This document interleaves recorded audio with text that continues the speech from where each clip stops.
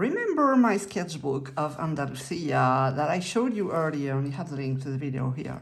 I was painting on the trip, during the trip each day, and it didn't feel the complete sketchbook, so I have some pages that I need to fill. And when I was there, I bought some postcards about the Feria de Primavera, and it was exactly the same time when I was there, and there were people everywhere, well dressed on horses, and that was really gorgeous. I didn't want to paint something from a photo, I just wanted to reproduce, or kind of reproduce, this beautiful gorgeous postcard. It's from 1966 and it's by Jose Alvarez Gomez. I made a drawing just to fill a page, and before painting it, what I want to do is get rid of the excess graphite, and I'm using a kneadable eraser and just rolling it so I remove all the excess graphite until I just have enough information to paint from, but not too much so it's not distracting me in the middle. And I also want to use this airtight palette that I filled about 2 months ago and never had the chance to open it since. It was stored in my fridge so far. So let's see how it's going, and let's take a brush and look at the paint. Is it still fresh? This one is great. This one is a bit dry, but I know why, because it's not an artist grade quality, it's a student grade. This one is great. Well, pink is dry, but that's okay. Pink is always drying very fast. Yellow is really cool, creamy, and usually yellow ochre is drying fast as well, but it's manageable, I would say. So I will add a spray to hydrate, again, and also I'm not cleaning it well because I can still reuse this as a wash for first layer. Maybe make the background at the very last, because I'm not quite sure I will do it. We'll begin by the skin tones, and actually I have some left on my palette. I don't want to copy exactly because I want to take advantage of the beige background. It will be certainly the color of the background, because you see here my face is almost exactly the same color as the paper, so it doesn't show very well. Let's tweak this and add some pink so it's a bit different from the background. This palette is really cool. And if you want to buy the same, you have a link in the description under the video, because I'm really happy with it. Really trying to differentiate the skin color from the background. Let's get some dark shadow. So pure black. I'm not using much of it, but here it's necessary.